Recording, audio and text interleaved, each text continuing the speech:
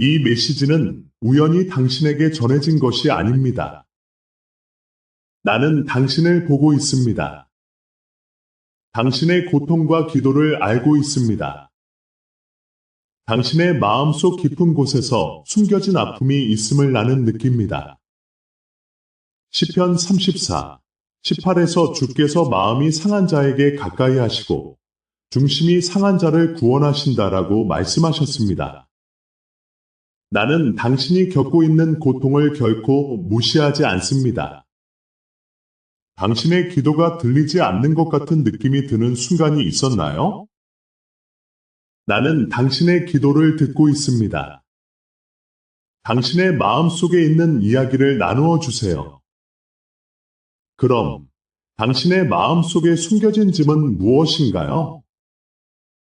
이 짐을 함께 나누고 그 짐을 덜어내는 시간을 가져봅시다. 이제 우리는 당신의 고통을 이해하고 그 고통이 어떻게 당신을 성장시키고 있는지 이야기할 것입니다. 다음 블록에서 우리는 당신이 숨기고 있는 짐과 그로 인해 느끼는 고독에 대해 깊이 있게 들어가 보겠습니다. 그리고 당신이 마음속으로 이렇게 말한다면 저를 위해 기도해 주세요. 제가 너무나 필요하니 계속 기도해 주세요. 아래에 구독이라는 단어가 보일 것입니다. 보이시나요? 저는 당신이 그것을 눌러주기를 바랍니다. 당신이 구독을 누르는 바로 그 순간, 당신은 이 기도의 흐름에 함께하게 될 것입니다. 그리고 하나님께서 당신의 삶과 집과 마음을 찾아오실 것을 믿습니다. 당신의 마음 속에 숨겨진 짐이 무엇인지 이야기해 봅시다. 당신이 겪고 있는 고통은 종종 다른 사람들 앞에서 드러나지 않습니다.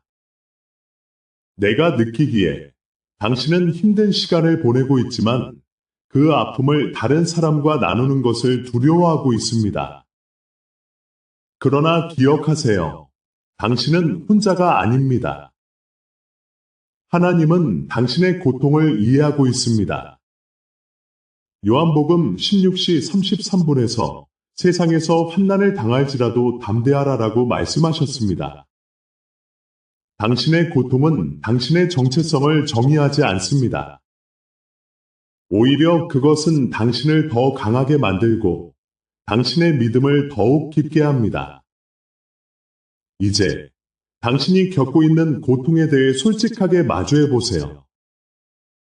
그 고통이 당신의 기도에 어떤 영향을 미쳤는지, 그리고 당신의 영혼을 어떻게 괴롭히고 있는지 생각해 보세요. 다윗이 사울에게 쫓길 때 그는 고통 속에서도 하나님께 의지했습니다. 그가 쓴 시편은 그의 아픔과 하나님의 위로를 담고 있습니다. 당신도 그렇게 할 수 있습니다. 당신의 기도가 침묵 속에 있을지라도 하나님은 당신과 함께 계십니다. 이제 우리는 당신의 고통이 단순한 고난이 아니라 성장의 기회임을 탐구할 것입니다. 다음 블록에서는 기다림의 의미와 그 속에서 하나님이 어떻게 당신을 준비시키고 계시는지를 깊이 있게 살펴보겠습니다. 당신의 이야기가 어떻게 연결될지 기대해 보세요. 이 메시지가 힘든 시간에 당신에게 닿았다면 당신의 후원은 다음 상처 입은 영혼도 이 말씀을 무료로 듣게 돕습니다. 설명란 링크로 후원해 주세요. 당신의 후원은 단지 채널을 돕는 것이 아니라 오늘 조용히 기도하는 누군가에게 희망을 전하는 일입니다. 후원 링크는 설명란에 있습니다. 당신의 고통과 기다림에 대한 이야기를 계속해 보겠습니다. 지금 이 순간, 당신은 하나님께서 당신을 어떻게 준비시키고 계신지 느끼고 있나요?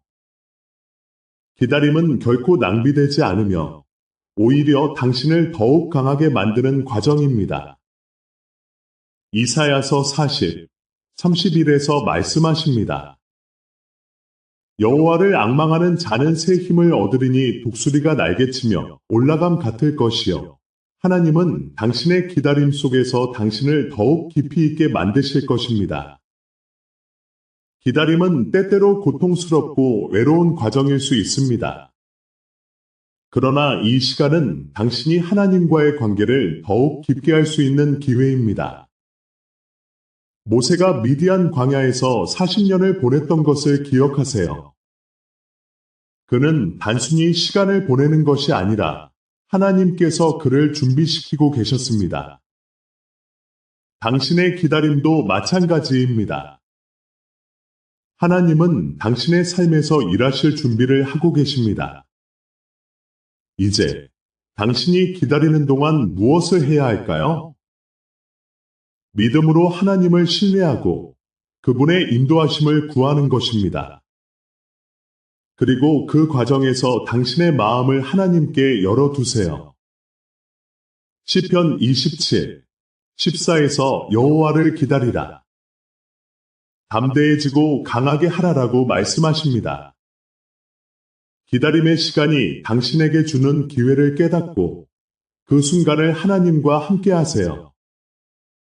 이제 우리는 기다림이 단순한 포기가 아니라 하나님께서 당신에게 더 큰 계획을 준비하시는 과정임을 탐구할 것입니다.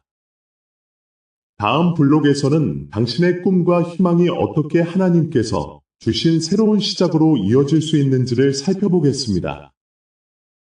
당신의 여정이 어떻게 변화할지 기대해 보세요.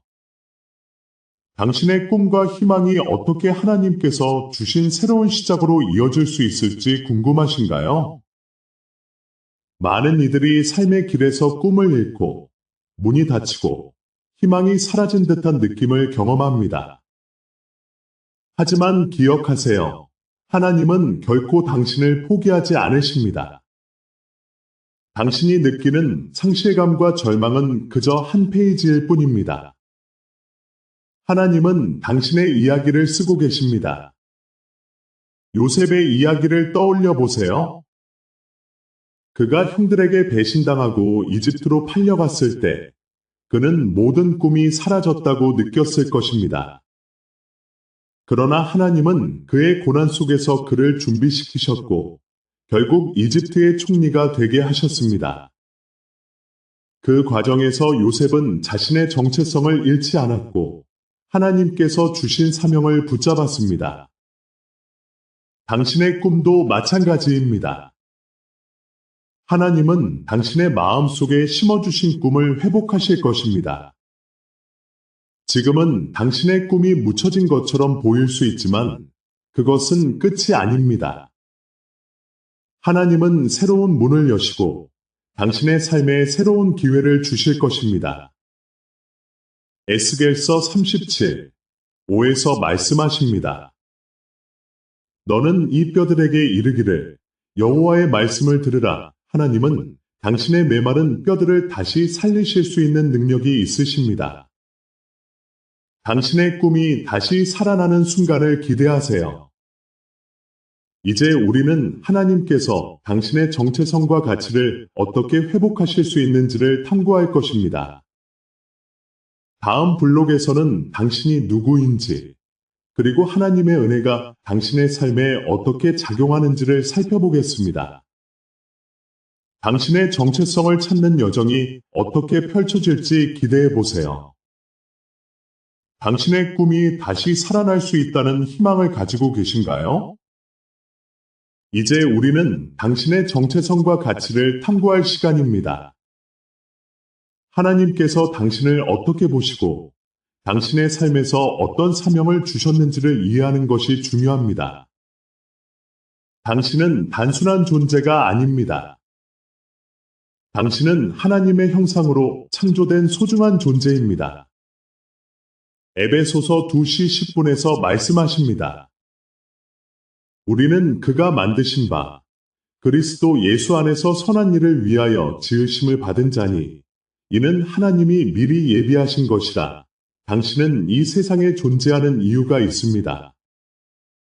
당신의 존재는 하나님의 계획 안에 포함되어 있으며 그 계획은 당신이 생각하는 것보다 훨씬 크고 아름답습니다.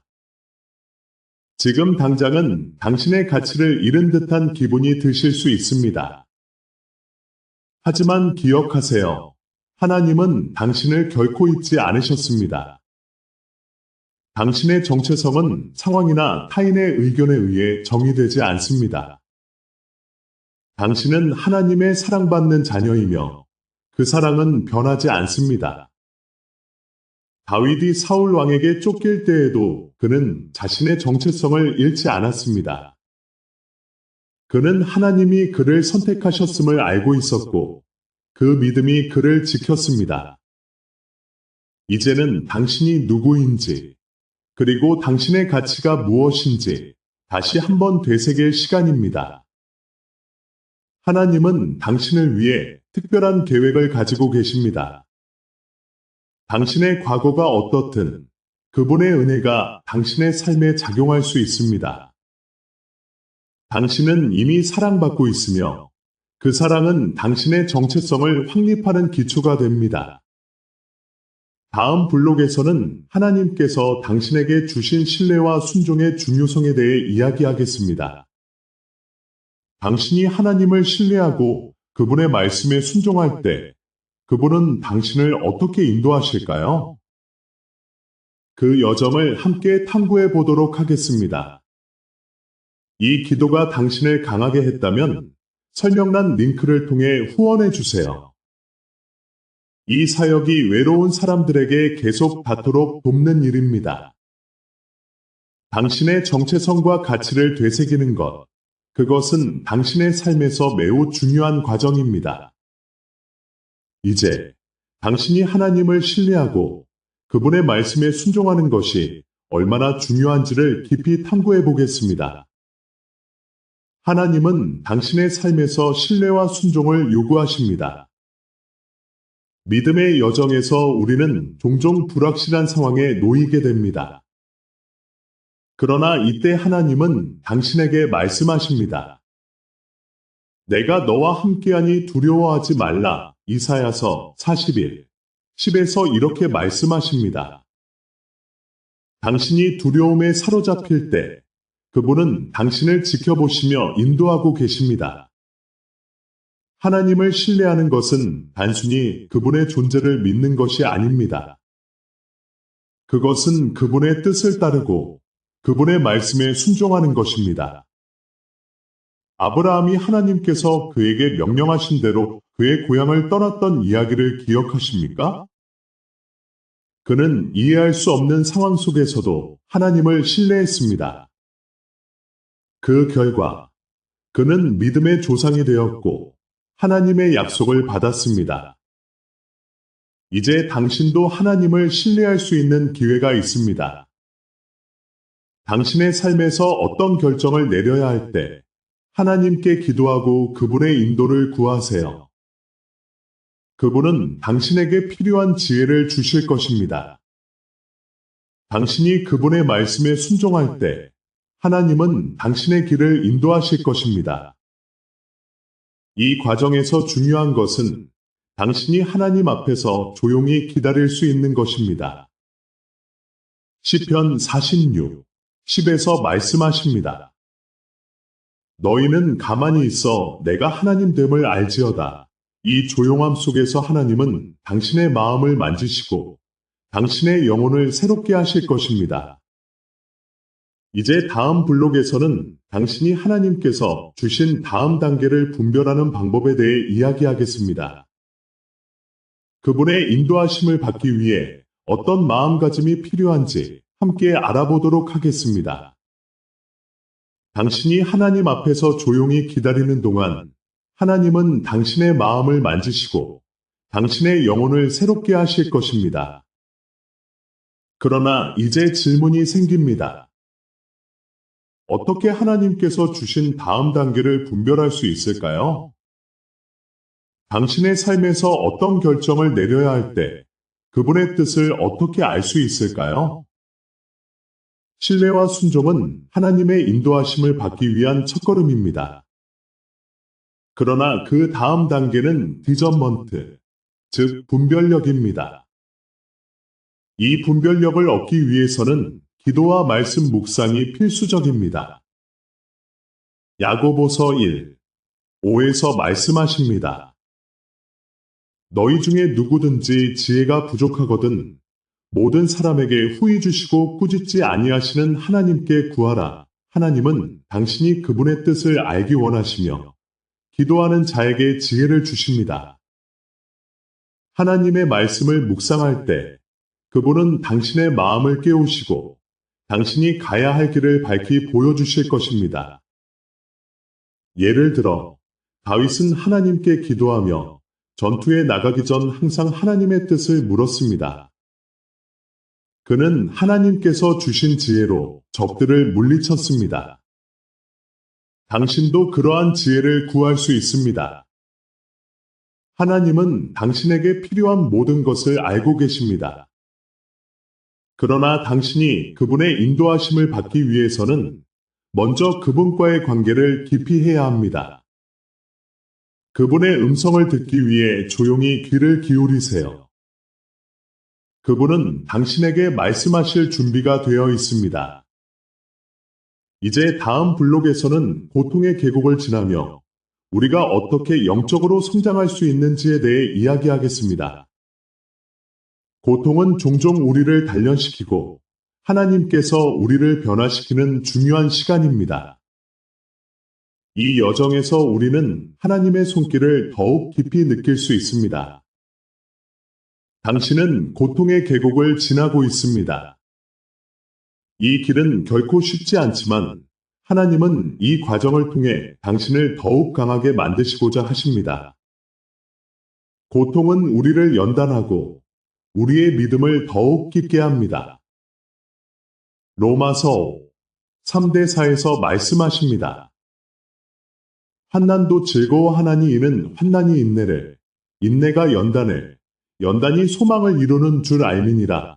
고통이 당신에게 소망을 가져다 줄 수 있는 이유는 그것이 당신을 하나님과 더욱 가까이 이끌기 때문입니다. 우리는 종종 고통을 피하고 싶어 합니다. 하지만 하나님은 그 고통 속에서 우리에게 필요한 교훈을 가르치십니다. 욥의 이야기처럼 그는 고통 속에서도 하나님을 신뢰했습니다. 욥은 자신의 고통을 통해 하나님을 더욱 깊이 이해하게 되었고 결국 그 믿음이 그를 회복시켰습니다. 당신도 이러한 고통을 통해 하나님과의 관계가 더욱 깊어지길 원하십니까? 고통의 계곡은 당신의 영혼을 단련시키는 장소입니다. 그곳에서 하나님은 당신의 마음을 만지시고 당신을 새롭게 하십니다. 당신의 상처는 결코 헛되지 않을 것입니다. 그 상처들은 당신의 이야기가 되어 다른 이들에게 희망을 주는 도구가 될 것입니다. 하나님은 당신이 겪는 모든 아픔을 아십니다. 그분은 당신을 사랑하시며 당신의 눈물을 기억하십니다. 이제 다음 블록에서는 외적인 변화가 일어나기 전에 내적인 회복이 얼마나 중요한지를 살펴보겠습니다. 하나님은 당신의 마음을 먼저 새롭게 하신 후 당신의 삶에 놀라운 변화를 가져다 주실 것입니다. 이 여정에서 하나님께서 어떤 일을 이루실지 기대해 보십시오. 이 순간을 실제 사랑으로 바꾸세요. 설명란 링크로 지금 후원하고 포기하려는 누군가에게 이 메시지가 닿도록 도와주세요. 당신의 외적인 변화가 시작되기 전에 내적인 회복이 얼마나 중요한지를 생각해 보십시오. 하나님은 당신의 마음을 먼저 새롭게 하신 후 당신의 삶에 놀라운 변화를 가져다 주실 것입니다. 이 과정은 단순히 상황이 바뀌는 것이 아닙니다. 그것은 당신의 영혼이 깊이 치유받고 하나님과의 관계가 강화되는 여정입니다. 예레미야 29, 11에서 하나님은 내가 너희를 향한 계획을 안다. 평안의 계획이요. 재앙이 아닌 계획이다. 라고 말씀하십니다. 이 약속은 당신이 겪고 있는 고통과 시련 속에서도 유효합니다. 하나님은 당신의 내면을 치유하고 그 치유가 당신의 삶에 어떻게 나타날지를 계획하고 계십니다. 그러나 이 과정은 시간이 필요합니다. 당신이 하나님 앞에서 진실하게 자신을 드러내고 그분의 손길을 기다려야 합니다. 내적인 회복은 때로는 아프고 불편할 수 있습니다. 그러나 그 과정 속에서 하나님은 당신에게 새로운 시각을 주십니다. 다윗이 사울의 손에서 도망칠 때 그는 하나님을 더욱 깊이 의지하게 되었습니다.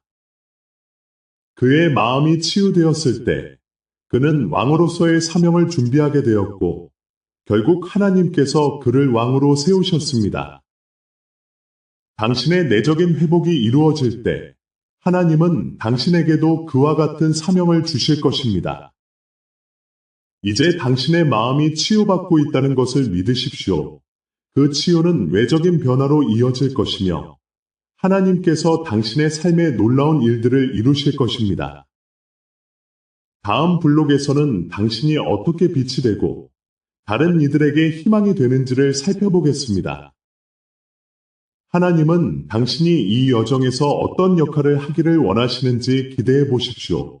당신의 내면이 치유되고 있다는 믿음을 가지고 있습니다. 그러나 이제 중요한 질문이 생깁니다. 당신이 회복되었다면 그 회복된 마음으로 어떻게 세상의 빛을 비출 수 있을까요? 하나님은 당신이 다른 이들에게 희망의 증거가 되기를 원하십니다. 당신의 이야기는 단순한 개인적인 여정이 아닙니다. 그것은 하나님이 당신을 통해 이루시고자 하는 큰 계획의 일부입니다. 마태복음 5시 14분에서 예수님은 너희는 세상의 빛이다 라고 말씀하셨습니다. 이 말씀은 당신에게도 해당됩니다. 당신의 회복은 단지 당신을 위한 것이 아니라 주변 사람들에게도 영향을 미치는 것입니다. 당신이 치유받고 성장하며 하나님과의 관계가 깊어질수록 당신은 그 빛을 다른 이들과 나누게 됩니다. 그 빛은 어둠 속에서 길을 잃은 사람들에게 희망이 되고 상처받은 영혼들에게 위로가 됩니다. 모세가 하나님과의 만남을 통해 변화된 것처럼 당신도 그 만남을 통해 변화된 존재가 됩니다. 모세는 이스라엘 백성을 이끌며 그들에게 하나님의 약속을 전했습니다. 당신도 하나님과의 깊은 관계를 통해 이 세상에 그분의 사랑과 진리를 전하는 사명을 가지고 있습니다. 당신의 회복된 마음과 삶은 다른 이들에게 하나님을 알리는 통로가 될 것입니다. 이제 당신의 마음에 어떤 불꽃이 타오르고 있습니까? 당신이 회복된 후 어떤 방식으로 하나님이 주신 사명을 수행할 준비가 되었습니까? 다음 블록에서는 이 사명을 수행하는 데 필요한 구체적인 단계와 당신의 역할에 대해 더 깊이 살펴보겠습니다. 하나님은 당신이 이 여정을 통해 어떻게 빛이 될지를 기대하고 계십니다. 당신의 마음 속에 하나님이 주신 사명의 불꽃이 타오르고 있습니다. 그러나 이제는 그 불꽃이 어떻게 세상의 빛을 비출 수 있을지 고민해야 할 때입니다. 당신이 회복되고 변화된 후, 이제는 그 회복을 통해 하나님이 당신에게 주신 소명을 실천할 차례입니다. 하나님은 당신이 이 세상에서 그분의 사랑과 진리를 전할 수 있도록 준비시키고 계십니다. 로마서 12. 이는 이 세상의 풍속을 따르지 말고 오직 마음을 새롭게 함으로 변화를 받아라고 말씀합니다. 당신의 마음은 이제 새롭게 변화되었습니다. 그 변화는 당신이 세상에 나아가 빛이 되는데 중요한 역할을 합니다. 당신의 삶은 이제 하나님이 주신 사명을 수행하는 도구가 되어야 합니다. 주변 사람들에게 사랑과 희망을 전하는 당신의 모습은 그들에게 큰 영향을 미칠 것입니다. 당신이 하나님과의 관계를 통해 받은 그 빛은 어둠 속에서 길을 잃은 사람들에게 길잡이가 됩니다. 그러므로 당신은 결코 혼자가 아닙니다. 하나님은 당신의 곁에 항상 계시며 당신이 어떤 도전을 마주하더라도 함께 하실 것입니다. 이사야 41, 10에서 하나님은 두려워하지 말라. 내가 너와 함께함이니라 라고 약속하셨습니다. 이 약속은 당신에게도 해당됩니다. 이제 당신의 사명을 수행할 준비가 되었습니까? 그 불꽃을 세상에 비추기 위해 어떤 첫걸음을 내디딜 것인가요? 당신의 이야기는 단순한 개인적인 여정이 아닙니다. 그것은 다른 이들에게 하나님을 알리는 중요한 통로입니다. 당신의 회복이 그들에게도 희망이 되고 사랑이 전해질 수 있도록 하는 것입니다. 당신의 삶이 어떻게 변화될지 기대해 보십시오. 하나님은 당신을 통해 놀라운 일을 이루실 것입니다. 이제 이 사명을 수행하기 위한 구체적인 단계와 당신이 어떻게 그 빛이 될 수 있는지를 함께 살펴보겠습니다. 하나님은 당신이 이 여정을 통해 얼마나 큰 영향을 미칠지를 기대하고 계십니다.